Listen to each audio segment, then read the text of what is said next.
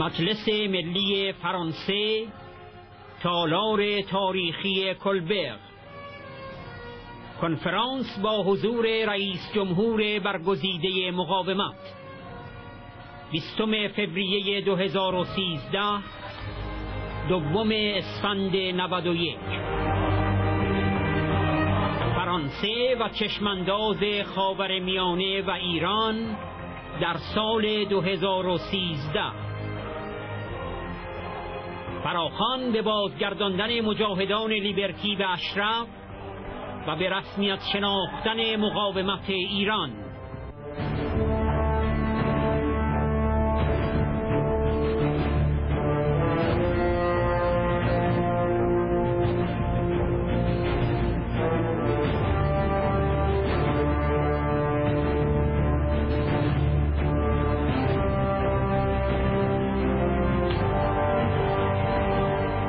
برونو لوغو، رئیس فراکسیون اکثریت سوسیالیست در مجلس ملی فرانسه، پاریس، دوم اسفند 91. Pour le futur de sa population, mais aussi pour le futur de toute cette région. مبارزه شما برای یک ایران دموکراتیک و جدایی دین از دولت یک عنصر بنیادی برای آینده است. برای آینده ایران و مردم ایران، همچنین برای آینده کل منطقه. تغییر همه جا امکان پذیر است. کشوری وجود ندارد که هرگز تغییر را نبیند. کشوری وجود ندارد که انقلاب نکند. تغییر یک کلمه زیباست که باید همه جا اجرا شود. و خانم رجوی، برای شما آرزو می کنم این تغییر برای شما و با شما هرچه زودتر محقق شود. بله، امروز یک تغییر امکان پذیر است.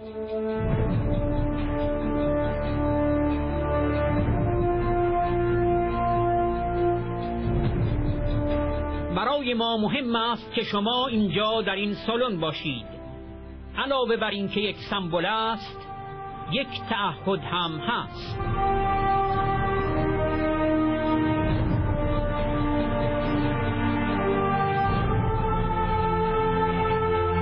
من در اینجا نام خیابان دانشگاه را خیابان مقاومت ایران گذاشتم. می توان نام آن را به خیابان مقاومت ایران تغییر داد.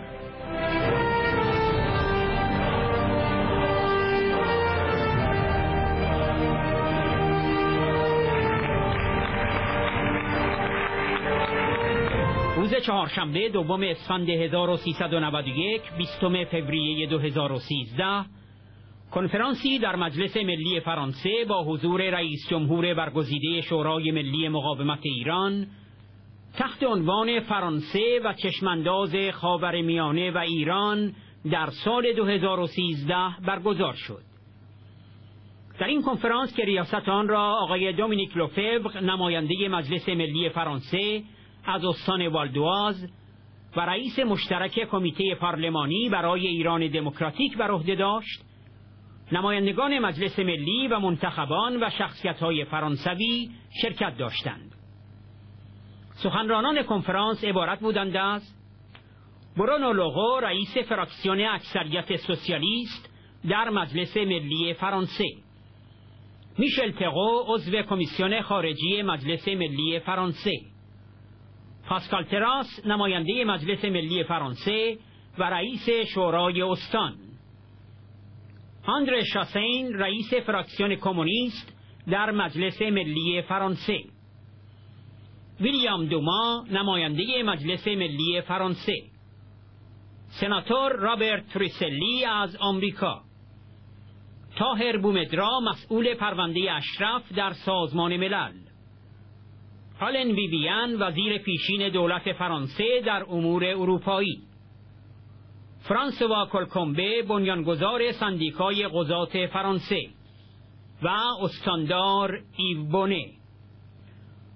سخنرانان وضعیت بحرانی و جنایات سرکوبگرانی دیکتاتوری مذهبی و تروریستی آخوندها، مداخلات این رژیم در کشورهای منطقه، اصرار آن بر دستیابی به سلاح اتمی و نارضایتی انفجاری جامعه ایران را مورد بررسی قرار دادند و به شناسایی مقاومت ایران به عنوان جایگزین دموکراتیک این رژیم ضد بشری فراخوان دادند.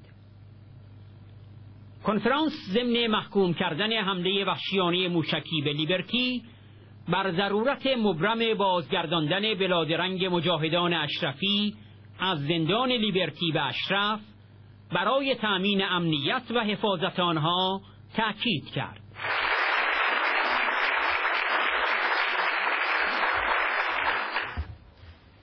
Madame la Présidente, Mesdames et Messieurs, chers amis, je suis très heureux de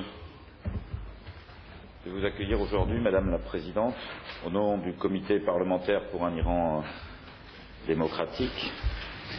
Je voudrais d'abord excuser l'absence de notre Président, Gérard Charras, qui est retenu aujourd'hui dans le Puy-de-Dôme avec le Président de la République, qui m'a demandé de vous transmettre ses amitiés et son soutien en ces moments difficiles. Je voudrais également saluer toutes celles et tous ceux et citer celles et ceux qui sont là ou qui vont arriver, qui vont intervenir au cours de cette réunion, à commencer par Robert Torricelli, qui est donc sénateur américain démocrate du New Jersey à la fin des années 90, membre du bureau du Parti démocrate au Sénat. Je voudrais également saluer le Dr Tahar Boumedra, ancien chef de la section des droits humains à la mission d'assistance des Nations Unies en Irak, saluer le préfet Bonnet qui va arriver, mes collègues Michel Thérault, André Chassaigne, Pascal de Guilhem, William Dumas, Pascal Terrasse, Martine Carillon-Couvreur, Martine Pinville, François Colcombé et Alain Vivien qui sont présents ou vont venir participer et témoigner au cours de cette réunion. Je voudrais, Madame la Présidente, vous adresser au nom du comité quelques mots. Vous êtes venu ici dans cette salle le 5 décembre dernier, 5 décembre 2012. L'ambiance était à la vigilance à propos de la situation des résidents d'Ashraf dans le camp Liberty.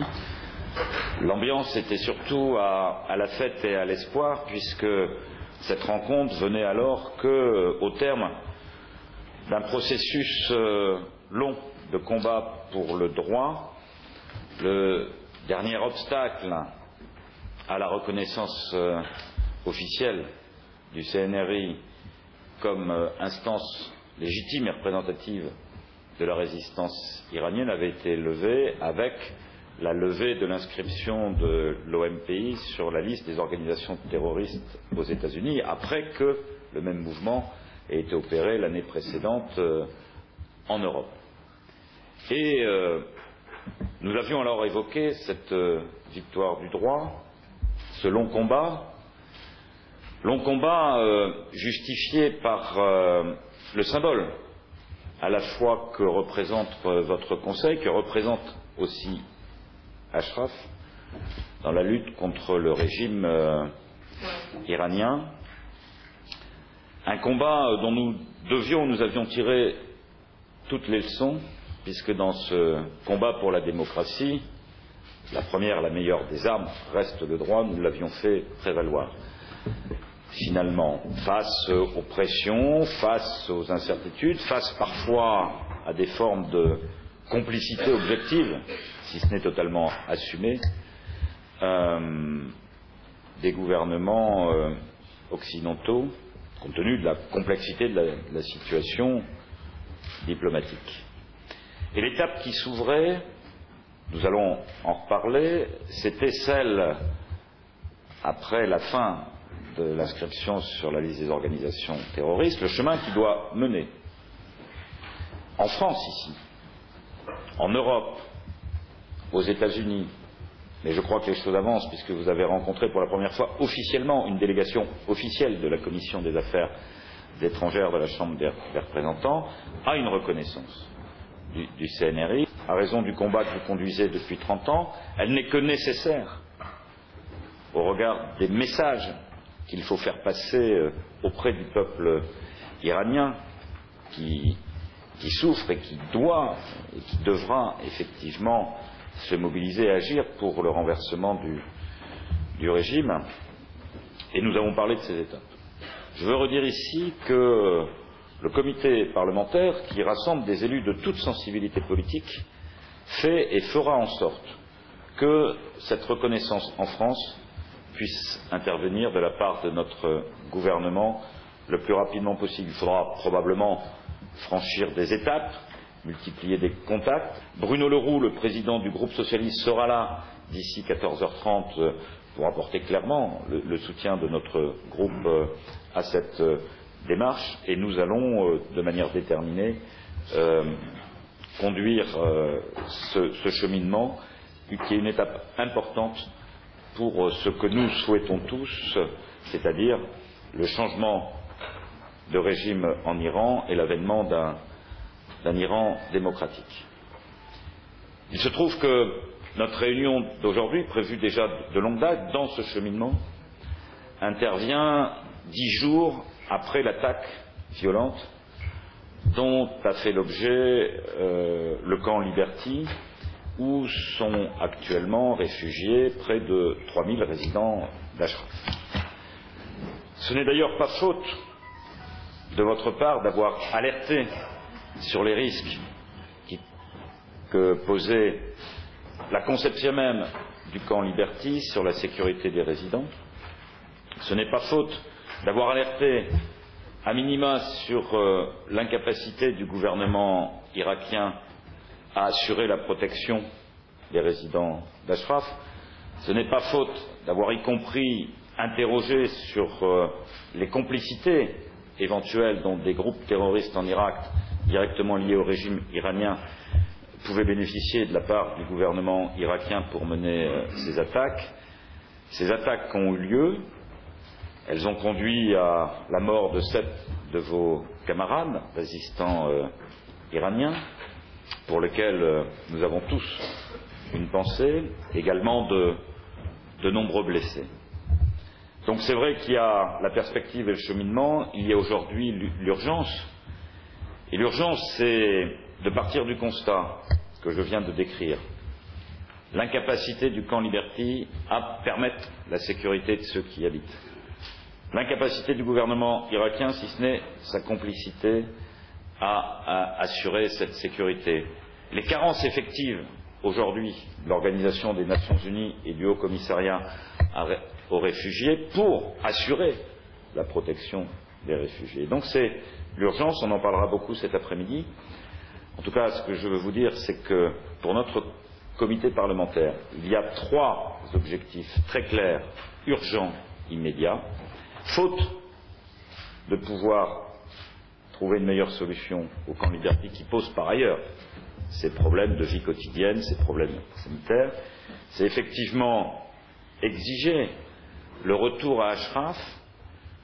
La deuxième, c'est obtenir la reconnaissance effective du statut de réfugié pour ces 3000 résistants iraniens, et puis l'accélération du processus de transfert, à commencer par celles et ceux qui sont blessés ou malades, où ça peut se faire très rapidement. Se demander pourquoi le régime iranien, à ce point, souhaite la disparition d'Ashraf.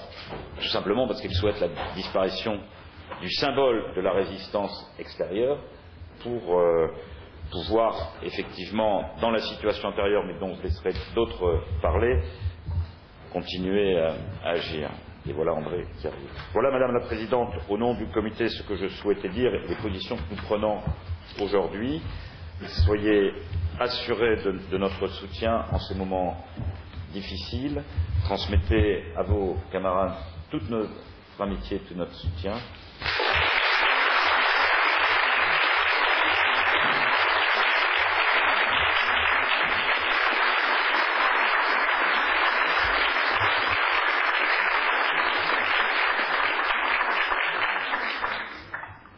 Monsieur le Président, Monsieur Lefebvre, Monsieur le Ministre Alain Vivien, Monsieur le Président du groupe socialiste, Mesdames et Messieurs les parlementaires, Monsieur le Sénateur Torricelli, chers amis, je suis très heureuse d'être ici avec vous et je remercie le comité parlementaire pour un Iran démocratique qui a pris l'initiative de cette rencontre. Dans la réunion de décembre dernier, j'ai rappelé que le régime des Mollahs est entré dans la phase de son renversement. Depuis décembre, plusieurs événements importants ont confirmé cette réalité. Tout d'abord, dans le dossier nucléaire, le régime est dans une impasse. C'est pourquoi il a dit non aux États-Unis pour une négociation directe. Une demande qu'il considère comme un acte de faiblesse de Washington. Le deuxième événement important, c'est l'ingérence et la participation massive des pastoraux dans les massacres en Syrie pour sauver Bachar al-Assad, mais c'est aussi les manifestations massives en Irak contre la dictature installée par les Mollahs. Le troisième événement, ce sont les conflits au sommet du pouvoir qui arrivent à un point de non-retour avec une confrontation ouverte entre les chefs du législatif et du judiciaire. Le quatrième événement, c'est l'attaque sauvage du régime des Mollahs sur le camp Liberty en Irak, où vivent les membres de la résistance, une attaque qui a fait 7 morts et une centaine de blessés. Voilà les photos de cette martyre de l'attaque de 9 février au camp Liberty. Et ici, c'est les photos de ces blessés graves de 100 blessés de cette attaque. 6 personnes et plusieurs d'autres sont handicapés et invalides à cause de leurs blessures. Et ici, c'est la photo Ali Ahmadi, un ingénieur qui avait étudié en Angleterre. Il a décédé quelques jours après l'attaque. Mesdames et messieurs, il y a juste un an, les Ashrafiens étaient forcés de quitter leur foyer, c'est-à-dire la cité d'Ashraf, pour partir au camp Liberty. Ce déplacement et ses conséquences se trouvent au centre des efforts des Mollahs pour empêcher leur chute. Avec un plan confirmé par l'ONU et soutenu par les États-Unis, les Mollahs ont transformé Liberty en piège mortel. Pourquoi rester dans un endroit où ils peuvent être bombardés à tout moment? L'alternative est prête et c'est le camp d'Ashraf. La réinstallation dans des pays tiers peut très bien se faire à partir d'Ashraf. À cause des mensonges du gouvernement irakien, l'an dernier, les États-Unis, l'Union européenne et l'ONU disaient qu'il y avait de la sécurité seulement à Liberty. Aujourd'hui, nous voyons que les habitants sont privés de droit à la vie. En décembre 2011, l'ONU et le gouvernement irakien ont signé un protocole d'accord pour un déplacement forcé des Ashrafiens. La base du protocole était la garantie de sécurité des résidents. Nous avons dit plusieurs fois que le gouvernement irakien qui a commis de massacres sur les Ashrafiens n'a pas l'intention de les protéger. Nous avons dit plusieurs fois que si le gouvernement irakien veut tuer les résidents en Ashraf, il peut tuer les résidents en Liberty. Dans une dépêche de l'agence AP de 9 février, le gouvernement irakien déclare qu'il ne peut pas empêcher les attaques à la roquette sur ce camp. C'est justement pour cette raison qu'un retour urgent à Ashraf est nécessaire car il faut les protéger. Mesdames et messieurs, ces derniers mois, la France, qui est victime de terrorisme et de prise d'otages, a pris l'initiative d'intervenir au Mali avec le soutien de la population malienne. Une initiative courageuse contre le développement de l'intégrisme. S'opposer à l'intégrisme est une politique correcte de défense de la paix et de la sécurité dans le monde. Mais cette politique doit se concentrer sur la source de l'intégrisme et du terrorisme, c'est-à-dire le régime en Iran. Un régime qui finance et a ouvertement les groupes intégristes au Moyen-Orient et en Afrique. C'est pourquoi le peuple iranien et sa résistance appellent à la fermeté face à la répression et au terrorisme de ce régime.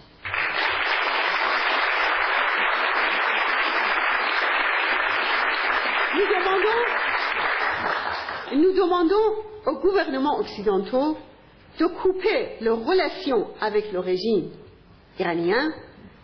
Nous demandons aux États-Unis, à l'Union européenne et à l'ONU de préparer les conditions pour un retour des membres de la résistance à Ashraf.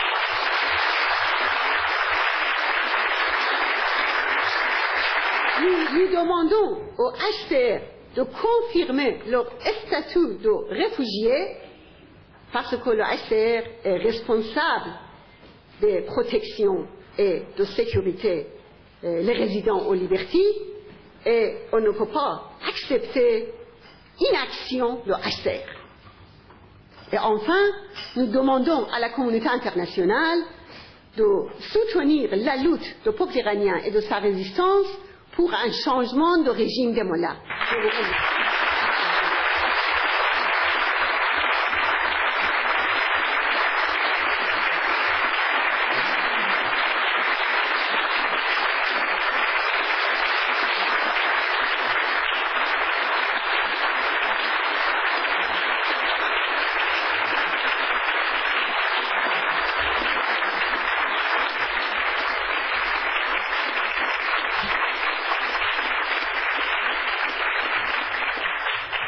Merci Dominique, mais il était d'abord normal que je vienne devant vous m'excuser que vous ayez pu tenir des réunions dans cette salle sans que je vienne vous saluer. Et c'était véritablement une impossibilité d'agenda, tout comme aujourd'hui d'ailleurs, puisque le mercredi nous sommes entre toute une série de réunions qui vont m'obliger à partir dans quelques minutes pour préparer la séance des questions d'actualité, mais je tenais d'abord à venir vous saluer parce que vous êtes dans la salle du groupe socialiste et ce n'est pas simplement un symbole. Pour nous, c'est aussi, en tout cas pour une très grande partie d'entre nous, beaucoup de parlementaires sont ici, que vous soyez dans cette salle, c'est un symbole, mais c'est aussi un engagement. Et je souhaitais venir vous le dire aujourd'hui. Je veux, bien entendu,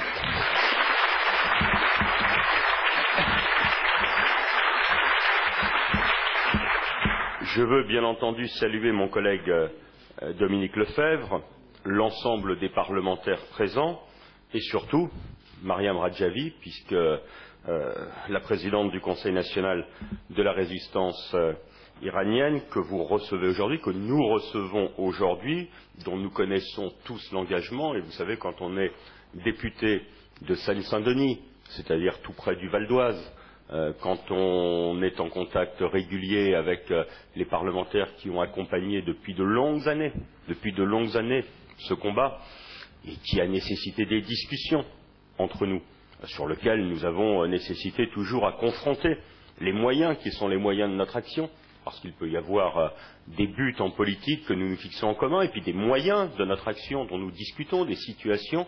Mais moi, j'ai suivi depuis de très très longues années votre engagement, et être aujourd'hui ici à cette tribune à votre gauche, mais n'y voyez rien puisque Dominique Lefebvre est à votre droite, c'est tout simplement que vous êtes bien encadré aujourd'hui, tout simplement, c'est véritablement un honneur pour moi.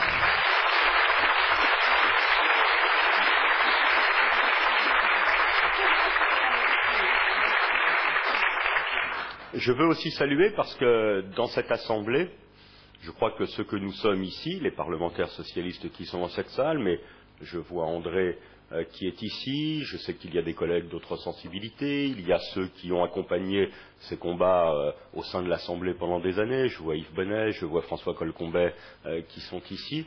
Je crois qu'il y a là encore des objectifs qui peuvent être, à condition d'être bien expliqués, et ces réunions y participent. Le travail qui est fait aussi sur ce que j'appelle l'avenue de la résistance iranienne, c'est-à-dire la rue de l'Université entre le 101 et le 128, qui est qu'on pourrait rebaptiser avenue de la résistance iranienne, tant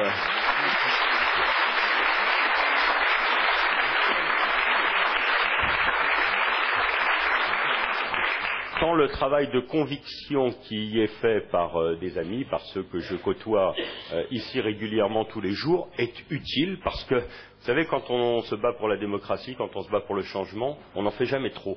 On n'en fait jamais trop, on va jamais trop au contact, on va jamais trop à l'explication, et donc cela me semble aussi important. Je ne vais pas revenir, vous l'avez fait aujourd'hui, sur la complexité de la situation en Iran, sur la complexité de la situation dans la région, sur ces interactions qui s'opèrent aujourd'hui avec des pays qui sont en mouvement autour de nous, que ce soit l'Irak, que ce soit les événements en Syrie. C'est tous les sujets dont vous débattez aujourd'hui et sur lesquels je pense que la France, vous l'avez noté dans le débat, mais la France a partout un rôle à jouer. Moi, ce que je veux dire ici, c'est que le combat qui est le vôtre pour un Iran démocratique et laïque est un élément essentiel pour le futur de l'Iran, pour le futur de sa population, mais aussi pour le futur de toute cette région. Et c'est en cela que le combat que vous menez aujourd'hui est un combat important.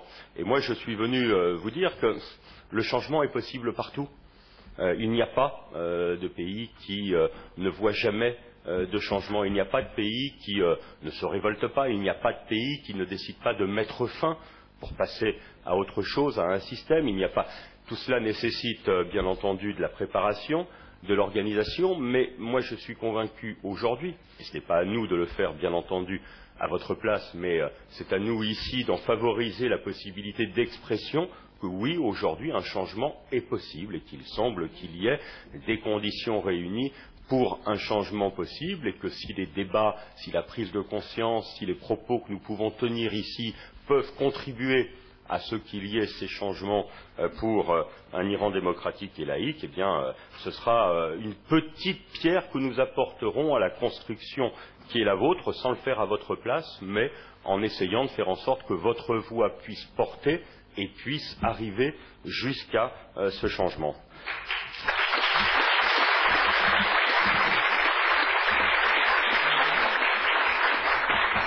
Voilà, moi je ne veux pas aller plus loin, vous avez encore de nombreux intervenants, mais vous dire la disponibilité qui est celle de cette salle, elle ne bouge pas, elle ne change pas, elle est disponible jusqu'au moment où vous n'en aurez plus besoin. Pour l'instant, je vous appelle à vous en servir comme vous le pouvez, et puis à nous mobiliser comme il le faut. Je sais que Dominique suit pour notamment le groupe socialiste comme suivant ces questions particulièrement attentivement. Il se fait le relais autour de nous. Il y a nécessité toujours à mieux expliquer, mais moi je voudrais vous terminer par un message qui est un message aujourd'hui d'espoir.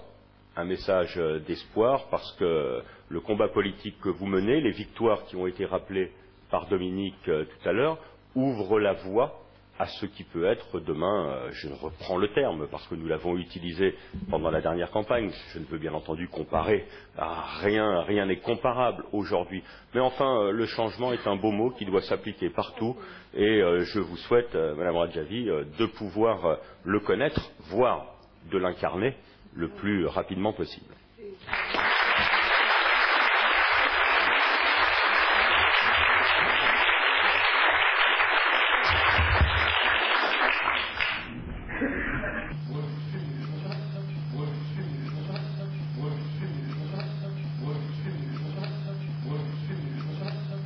Madame la Présidente, Monsieur le Ministre, mes chers collègues parlementaires français, Monsieur le Sénateur US, c'est un vrai bonheur, Madame, de vous accueillir une nouvelle fois dans cette salle prestigieuse de l'Assemblée nationale qui est le lieu finalement de rencontre du groupe majoritaire dans cette maison. Mon collègue Dominique Lefebvre a tout dit.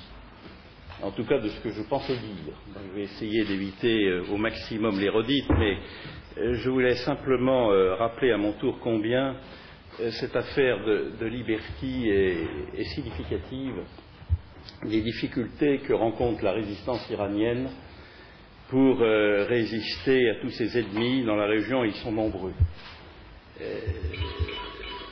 Il ne suffit pas aujourd'hui de protester, d'émettre des protestations, des pétitions, il faut avancer. Et Dominique Lefebvre a indiqué quelles étaient les solutions si l'on veut éviter que de pareils actes ne se reproduisent. C'est d'abord, et il l'a rappelé, vous le demandez, et nous vous appuyons au niveau du comité parlementaire pour un Iran démocratique très fortement dans cette volonté de retourner de Liberty à Ashraf. Je n'y reviens pas, mais il est clair qu'une action à Ashraf n'aurait pas eu les mêmes conséquences qu'à Liberty. Et donc, il faut que notre diplomatie fasse savoir qu'il s'agit véritablement d'un préalable. C'est nécessaire, c'est indispensable. Il faut que la France le fasse savoir, il faut que la France use de son influence sur l'Union européenne pour que l'Union européenne fasse la même démarche. Il faut naturellement que nos amis américains aillent dans le même sens. Et donc cet objectif est un objectif qui doit être atteint et le plus vite sera le mieux. Le deuxième point, il a aussi été évoqué, c'est le fait que le HCR, les instances de l'ONU, doivent accorder ce statut de réfugié, qui ne fait pas tout. Mais ce statut de réfugié est tout de même un statut protecteur, et à partir de ce statut, eh bien, peuvent se mettre en place des mesures diplomatiques qui iraient dans le sens d'une protection infiniment meilleure des résistants qui sont aujourd'hui à Liberty et dont nous espérons qu'ils seront très, très vite demain à Ashraf. Moi, j'étais venu ici surtout dans la perspective de vous entendre, plutôt que de nous voir parler, parce qu'on a besoin d'informations sur ce qui se passe, notamment à la politique intérieure de votre pays. On sait que la situation économique est effroyable.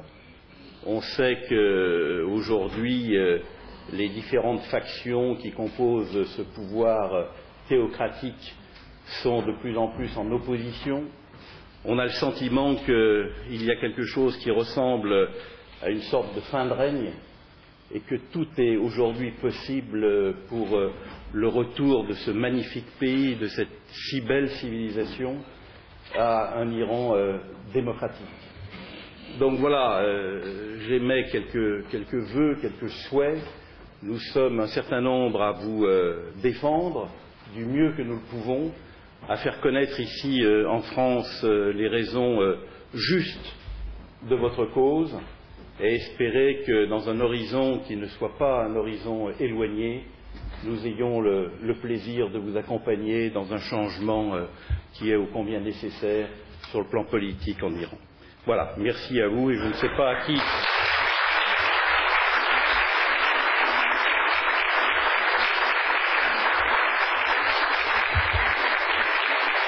Bonsoir Madame Rajavi, chers collègues élus, Mesdames, Messieurs, avec la volonté d'être utile aussi, c'est-à-dire qu'au regard des enjeux terribles qui sont en train de se jouer, au regard de l'urgence,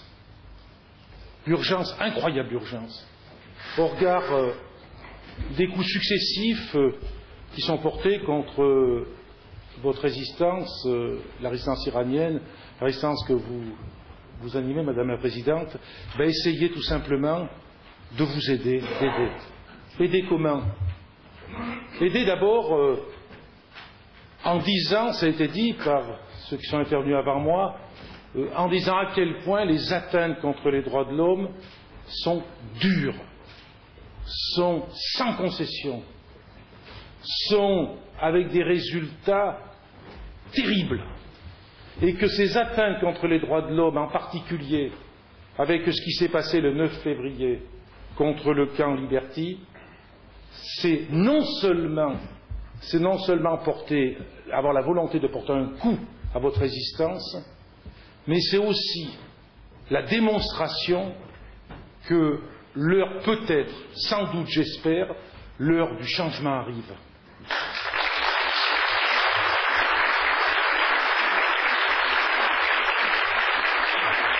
C'est vrai que nous ici, je le disais de façon humble, on est ici pour porter un discours au regard de vos droits qui sont bafoués. On est en disant que l'urgence, c'est d'abord ça. Et c'est donc la possibilité de rejoindre le camp d'Ashraf. Il y a urgence par rapport à ça. Et sortir de cet artifice qui consistera à dire qu'au compte-gouttes, à la suite d'entretiens, d'interviews, de dossiers, ceux qui sont regroupés aujourd'hui dans ce camp qu'on pourrait qualifier d'un mot très dur, faisant penser à d'autres époques, j'ose même pas le prononcer, que dans ce camp, en fait, ce n'est pas dans ce camp-là qu'on trouvera la solution pour pouvoir sauver ceux qui sont en danger, bien au contraire.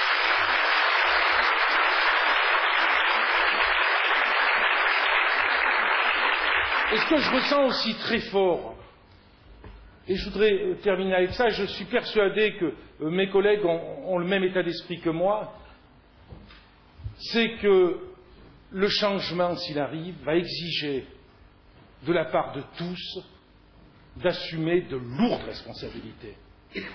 Bien sûr, d'abord vous, Madame la Présidente, et tous ceux qui sont avec vous et votre peuple, ce n'est pas seulement le changement pour le changement, mais c'est la perspective, enfin, d'avoir un Iran démocratique avec donc un programme, avec un changement véritablement pour le peuple iranien.